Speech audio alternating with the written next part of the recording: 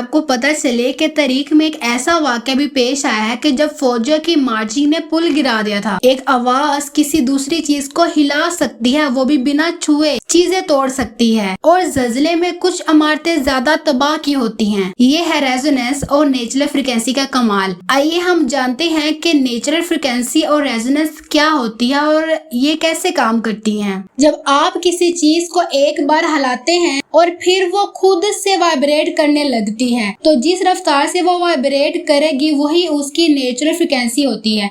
मिसाल के तौर पर एक पेंडुलम को आप हल्का सा धक्का देते हैं तो वो हिलने लगता है। अब अगर आप ज्यादा जोर से धक्का दें तो क्या होगा? वो ज्यादा दूर तक जाएगा, मतलब एम्पलीट्यूड बढ़ेगा।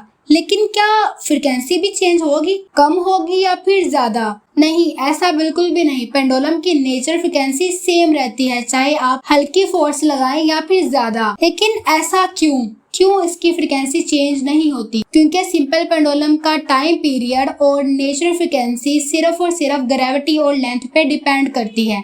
मिसाल के तौर पे कि अगर आप पेंडुलम को जमीन से उठाकर चांद पे ले जाएं, क्योंकि अब दोनों जगह पर ग्रेविटी डिफरेंट है तो इसलिए उसका टाइम पीरियड भी डिफरेंट होगा। अगर उसका टाइम पीरियड डिफरेंट हुआ तो उसकी फ्रीक्वेंसी भी डिफरेंट होगी। जैसे कि टाइम पीरियड का formula for pendulum T=2 π√L/g। तो अब फ्रीक्वेंसी होगी F=1/2 π√G/L। तो जिस पे फ्रीक्वेंसी डिपेंड कर रही है वो सिर्फ ग्रेविटी और लेंथ है, ना कि लगाई जाने वाली फोर्स पर। अब आप लोगों को समझ आया कि नेचुरल फ्रीक्वेंसी क्या है और ये किस तरह काम करती है।